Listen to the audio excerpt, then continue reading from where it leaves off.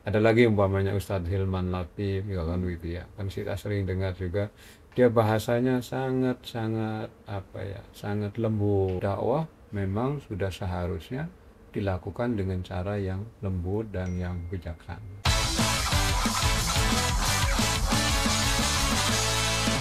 Assalamualaikum warahmatullahi wabarakatuh. Selamat sore Sobat Dakwah dimanapun Anda berada. Perkenalkan saya Tamara Marsya Sapitri yang akan menjadi host dalam segmen Rumi, Ruang untuk Mencari Inspirasi. Alhamdulillah pada kesempatan kali ini telah hadir narasumber kita yang luar biasa. Beliau Bapak Profesor Dr. Haji Abdul Basit MAG. Selamat datang Bapak. Selamat datang. Bagaimana Bapak kabarnya hari ini? Alhamdulillahirobbilalamin. Sehat Mas. Alhamdulillah. Baik, Prof. Di sini saya manggilnya Prof atau Bapak ya, Pak? Enaknya? Mau terserah. Oh, oke. Panggilnya Prof aja kali ya, Pak ya. Oh. Oke. Baik, Prof. Untuk hari ini kita punya tema spesial sekali, Prof. Tema untuk hari ini adalah dakwah milenial menyampaikan yang hak dengan cara yang asyik. Mungkin nanti kita bisa lebih banyak berbicara terkait dengan bagaimana strategi dakwah yang relevan dengan gaya komunikasi generasi milenial tanpa mengurangi nilai-nilai ajaran Islam. Untuk lebih dalam membahas terkait dengan topik tersebut, terdapat 3 pertanyaan nih Pak yang sudah kami siapkan. Pertanyaan yang pertama, sebenarnya apa sih Pak yang menjadi pembeda gaya dakwah milenial dengan generasi sebelumnya? Baik, terima kasih Tamara dan juga para sahabat dakwah. Selamat sore. Assalamualaikum warahmatullahi wabarakatuh. Waalaikumsalam warahmatullahi wabarakatuh. Berkaitan dengan pembeda ya antara dakwah generasi milenial atau generasi Z ya dengan generasi sebelumnya ya. Tentu saja perbedaan yang paling utama sebenarnya adalah pada penggunaan media. Jadi kalau pada generasi yang sebelumnya ini dakwah ini kan banyak digunakan pada kegiatan-kegiatan tabligh ya, ceramah yang sifatnya secara langsung. Kalaupun umpamanya menggunakan media, banyak dimanfaatkan media-media massa yang lama seperti televisi, radio, ya, ataupun juga media-media panggung seni ya secara langsung. Nah, sementara pada generasi milenial akhir maupun generasi Z ini, di mana ada perkembangan teknologi yang terbaru, terutama kaitannya dengan teknologi digital, gitu ya. Maka muncullah media-media baru, yaitu media sosial dan juga media yang sifatnya online, ya. Karena itu maka kemudian mereka memanfaatkan para dai dengan media-media yang baru tersebut, yaitu media massa, media online maupun juga media sosial ya, dimanfaatkan untuk aktivitas dakwah. Sehingga hari ini pada generasi Z ya mendengarkan ataupun juga melihat dakwah itu melalui media-media sosial yang memang tidak terlepas dari tangan para generasi milenial maupun juga generasi Z ya, bahkan generasi Alpha ya misalnya ini. Nah, kali itu perbedaan yang paling sangat mendasar. Oke, baik Prof. Kemudian terkait dengan gayanya Prof, apakah penyampaian dakwah itu boleh apabila disampaikan dengan gaya yang santai, gaya yang humor, atau bahkan melalui konten kreatif Prof? Iya, jadi dakwah itu kan berupa ajakan ya, karena itu Al-Quran mengajarkan kepada kita paling tidak itu kan ada 3 ya yang utama. Lalu kita mengacu umpamanya di dalam surah An-Nahl ya, ayat 125. Ud'u ila sabili rabbika bil hikmati wal mau'izatil hasanati wajadilhum billati hiya ahsan. Jadi ada 3 metode yang utama ya dalam kita melaksanakan dakwah. Yang pertama, ajaklah mereka dengan cara al-hikmah. Hikmah itu artinya bijaksana. Kemudian yang kedua dengan cara mau'izatil hasanah, dengan nasihat yang baik. Dan yang ketiga, wajadilhum billati hiya ahsan, dengan cara mujadalah atau berdebat. Artinya dakwah itu ketiga-tiga metode itu dari dulu sebenarnya dilaksanakan. Cuma kemudian memang titik tekannya hari ini memang karena generasi muda ini, maka pendekatan yang pas memang adalah dengan cara bijaksana. Nah, bijaksana ini memang tafsirnya sangat luas sekali. Ya, salah satunya adalah kita perlu menggunakan bahasa yang lembut ya. Ya. Dalam istilah yang lain di Al-Qur'an, umpamanya di dalam surah Toha ya ayat 44 itu, di mana kita di dalam berdakwah itu disuruh menggunakan kaulan layyina ya, dengan perkataan yang lembut. Ayat ini kan memerintahkan kepada Musa dan Harun untuk menghadap Fir'aun. Fir'aun yang kita kenal sangat galak gitu ya. Kita kenal dia menjadi penguasa yang tunggal dan mengaku dirinya sebagai Tuhan. Tetapi kemudian oleh Allah Subhanahu wa Ta'ala pun disuruh menghadapinya dengan bahasa kaulan layyina, dengan bahasa yang lembut. Ajaklah dia dengan bahasa yang lembut ya, supaya dia bisa mengingat dan juga takut dengan Allah Subhanahu wa Ta'ala. Itu ajakan kaulan layyina. Bahkan dalam ayat yang lainnya pun juga nanti dianjurkan kita untuk mengajak itu ya dengan ajakan yang tadi lemah lembut gitu ya. Nanti dalam ayat yang lainnya dikatakan ya fabima rahmatim minallahi lintalah. Jadi berkat rahmat Allah lah kamu nanti bersikap lemah lembut. Karena kalau tidak bersikap lemah lembut, nanti para jamaah, para audien itu akan lari kan. Nah, oleh karena itu dakwah memang sudah seharusnya dilakukan dengan cara yang lembut dan yang bijaksana.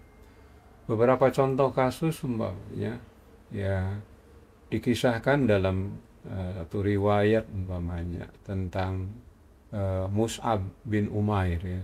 Mus'ab bin Umair ini adalah seorang sahabat yang nanti awal-awal masuk Islam. Beliau itu diutus oleh Rasulullah Shallallahu Alaihi Wasallam untuk mendakwahkan ke wilayah Yasrib. Waktu itu Madinah belum begitu terkenal. Ke wilayah Yasrib, dan umat Islam waktu itu belum hijrah ke Yasrib, tapi sudah diutus duluan Mus'ab bin Umair ya untuk datang ke Yasrib. Nah, ketika sampai di Yasrib itu ya nanti Mus'ab bin Umair itu ditemani oleh As'ad. Yang ditemani oleh As'ad yang juga sudah masuk Islam ya pada saat itu. Nah, ketika melakukan dakwah itu nanti di satu suku itu nanti ketemu dengan tokoh ya di sini, ketemu dengan 2 orang tokoh yang sangat terkenal di suku tersebut ya. Nah, tokoh itu ya karena mendengar ini ada Islam, agama yang baru, kemudian langsung marah gitu ya, bahkan membawa pedang gitu ya, terus kemudian menghadapi Mus'ab gitu ya, kami tidak mau menerima ajaran Mbak. Nah, tapi Mus'ab bin Umair itu dengan sabar dan juga dengan lembut dia menyatakan, tolong ya kita duduk dulu, kita bicara dulu. Jika apa yang saya sampaikan ini kemudian saudara mau menerima silakan. Kalaupun juga kemudian apa yang saya sampaikan ini tidak menerima juga tidak apa. Mus'ab bicara begitu. Maka kemudian tokoh dari Yasrib itu ya kemudian mendengarkan apa yang disampaikan oleh Mus'ab. Dia membacakan ayat Al-Quran, kemudian dia berkata dengan perkataan-perkataan yang lembut, yang pada akhirnya kemudian tokoh yang tadinya itu mau membunuh Mus'ab itu, akhirnya kemudian malah justru dia mendapatkan hidayah dengan masuk Islam. Nah, tokoh itulah yang kemudian akhirnya menjadi pejuang yang nanti ketika Nabi mau hijrah ke Madinah, tokoh itulah nanti yang akan membela, ya artinya memberikan ruang kepada Nabi untuk bisa menyebarkan dakwah di kota Madinah gitu. Nah ini artinya dakwah memang harus dilakukan dengan cara yang lembut seperti itu. Jadi dasarnya ada dan praktek sejarahnya juga di kalangan para sahabat juga sudah ada. Kali itu untuk jadi dasar. Baik, kemudian Prof terkait dengan tadi Prof menyebutkan terkait dengan digital, sosial media ya Prof ya. Bagaimana sih Prof cara untuk menjaga agar dakwah tetap ilmiah, tetapi juga menarik nih di era digital? Ya, jadi begini, yang paling penting kan sebenarnya kita berpegang pada esensinya ya. Esensi bahwa berdakwah itu kan intinya kita mengajak kepada kebaikan, mengajak kepada ajaran Islam ya. Intinya kan ke sana.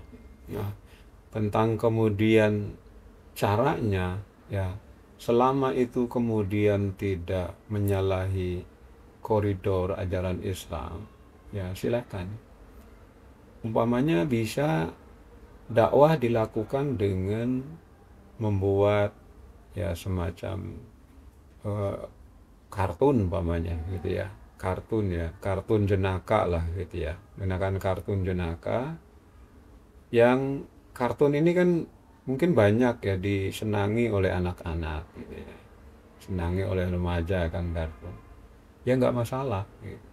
Yang penting substansinya kita mengajak kebenaran, mengajak kepada kebaikan, dan mengajak kepada nilai-nilai ajaran Islam. Nilai-nilai ini kan banyak sekali kan, tidak hanya berkaitan dengan ibadah sholat ya, tapi kan juga berkaitan dengan kejujuran, kedisiplinan ya, kemudian tepat waktu dan seterusnya. Itu kan bisa disampaikan dengan nilai-nilai itu kan itu. Maka boleh, silakan saja. Atau umpamanya ya kita mengajak dengan menggunakan semacam teks video yang berbentuk tulisan juga tidak masalah. Tidak ada orang yang ditampilkan, tapi dengan teks, terus kemudian dengan gambar-gambar yang menarik mungkin ya, entah itu gambar alam ataupun gambar peristiwa kejadian yang bisa menyentuh ya, kemudian dibuatkan ada teks yang berjalan gitu ya, atau running text kan gitu ya, silakan saja, itu juga bisa dilakukan ya. Atau bisa juga umpamanya kita menggunakan cara-cara yang lain kan gitu ya, cara-cara yang lain ya, entah itu dalam bentuk game ya, entah itu dalam bentuk podcast semacam ini, ataupun juga dalam bentuk yang lainnya. Monggo silakan saja, itu kreasi dari masing-masing dai untuk menyesuaikan. Nah, tentu yang paling pokok adalah sebenarnya, karena ini bersifat ajakan, adalah kita penggunaan bahasa kita harus sesuaikan. Kalau itu kemudian anak-anak generasi Z ya, mungkin lebih pas kalau kemudian kita menggunakan bahasa mereka ya. Prinsipnya sebenarnya ya, kalau umpamanya kita berdakwah secara langsung umpamanya terhadap generasi Z maupun siapapun sebenarnya ya, itu ada beberapa prinsip yang perlu dijaga. Umpamanya begini ya, kalau kita mau menyalahkan seseorang gitu ya, umpamanya karena perilakunya kurang relevan umpamanya dengan adat istiadat ataupun juga dengan ajaran Islam, maka sebenarnya akan jauh lebih elok, lebih etis gitu ya. Kalau kemudian kita menegurnya itu tidak di hadapan umum. Siapapun sebenarnya ketika punya kekeliruan, lantas kemudian kita permalukan di hadapan umum, itu sebenarnya nggak apa. Langkah baiknya kalau kemudian kita panggil ataupun juga di saat dia lagi sedang sendirian atau apa, mulai kita ingatkan. Kita ingatkan bahwa apa yang dilakukan tadi keliru, kurang pas, itu bisa seperti itu. Ya. Kasus contoh umpamanya begini, ada seorang guru ya, jadi pada saat itu ada kisah murid itu eh, mencuri jam tangan, mencuri jam tangan. Nah, terus kemudian ada murid yang melapor kepada guru kan itu bahwa jam tangannya hilang. Akhirnya kemudian kan semua siswanya itu diperiksa kan gitu ya. Semuanya diperiksa. Nah, kemudian ada seorang murid yang mungkin dia menyolong jam tangannya itu. Nah, kemudian ya dia sudah sangat takut sekali bahwa nanti dia akan ketahuan dan dia nanti akan diberitahu ke teman-temannya bahwa dia mencuri. Pasti bayangan dia akan dijatuhkan oleh gurunya karena dia mencuri. Tapi apa yang dilakukan oleh guru? Ya, guru itu kemudian semuanya silahkan berdiri, ya nanti ada pemeriksaan, semuanya matanya ditutup gitu ya kan. Nah, akhirnya kemudian guru meriksa, ditemukanlah kemudian jam ya. Jam itu di kantong eh, salah satu muridnya kan gitu ya. Dan salah satu muridnya akhirnya ketemu. Tapi kemudian terus ya oleh gurunya itu tidak lantas kemudian dihujat anak yang mencuri itu enggak ya, tapi kemudian ya dia serahkan jam itu. Dia tidak beritahu siapa yang mengambil, siapa yang ini, cuma dia ya pokoknya ini udah diketemukan jam itu dan tidak dibicarakan ini siapa gitu ya. Nah, sampai akhirnya kemudian anak itu yang tadinya mencuri itu kemudian dia merasa lega, merasa senang, dan saat itu dia mulai berubah. Saat itu dia sudah tidak mau lagi untuk mencuri gitu, karena dia kagum dengan gurunya yang dia sudah membayangkan bahwa dia akan dipermalukan, akan jelek, tapi kemudian dilakukan oleh guru tidak seperti itu gitu. Sampai akhirnya kemudian dia bertanya kepada, kenapa Pak Guru kok tidak melakukan seperti itu? Wah, saya sendiri juga lupa gitu ya. Karena saya ketika menggeledah itu pun juga mata saya tidak melihat gitu. Ya. Kenapa? Supaya saya tidak tahu siapa yang mencuri. Nah, artinya dengan cara-cara yang lembut seperti itu kan nanti akan menyadarkan orang untuk dia yang mungkin akan meluruskan kekeliruan-kekeliruan yang terjadi karena dia tidak dipermalukan. Nah, juga sama begitu. Jadi nanti kita berdakwah dengan cara-cara seperti itu. Nah, bisa juga nanti umpamanya dengan menggunakan kata-kata ya, kata-kata yang apa ya, yang bahasanya lah silakan aja bahasa-bahasa remaja ya. Dan kalau kita lihat kenapa kemudian Ustadz Hanan At-Taqi itu banyak ya pengikutnya gitu ya. Banyak yang mendengarkan gitu karena saya melihat kelebihannya itu punya kemampuan mengolah bahasa yang baik ya. Dan dia punya semacam apa frase-frase ataupun juga tagline yang saya pikir sangat menyentuh sekali gitu ya, sangat menyentuh, dan dia mampu memanfaatkan itu dengan baik. Kemampuan dai yang mampu menggunakan bahasa dengan baik. Ada lagi umpamanya Ustadz Hilman Latif ya kan gitu ya, kan kita sering dengar juga dia bahasanya sangat apa ya, sangat lembut, sangat apa namanya, menyentuh hati kan gitu ya. Meskipun sebenarnya dia jarang memanfaatkan ayat-ayat harus keluar, ayat hadis, tetapi isinya sebenarnya adalah ayat-ayat Al-Quran, hadis-hadis yang kemudian dia terjemahkan dengan bahasa-bahasa yang mudah untuk dipahami oleh generasi muda sekarang ini. Nah, itu juga menjadi salah satu yang menarik ya untuk bisa berdakwah secara lembut. Tadi itu Tamara. Baik. teman-teman semuanya, berdasarkan tadi penjelasan Prof. Dasid, bisa disimpulkan bahwasanya ternyata pada intinya penyampaian dakwah itu sudah dianjurkan oleh Islam, bahwasanya harus disampaikan dengan cara yang bijaksana atau melalui dengan cara yang lembut, seperti itu. Untuk metodenya bisa disesuaikan ya Prof sama sasaran dakwahnya, seperti itu. Bisa melalui kartun, video kreatif, podcast, maupun video-video yang mungkin menggunakan frasa-frasa yang menarik gitu ya Prof bagi sasaran dakwahnya, seperti itu. Kami ingin mengucapkan terima kasih kepada Prof Dasid yang sudah bersedia membersamai kami di sini, dan juga Tamara ingin mengucapkan terima kasih yang sebanyak-banyaknya kepada Sobat Dakwah yang sudah menonton podcast kita pada hari ini sampai dengan akhir sesi. Jangan lupa teman-teman semuanya selalu saksikan podcast Sobat Dakwah, terutama segmen Rumi, Ruang untuk Mencari Inspirasi. Jangan lupa untuk like, komen, dan subscribe.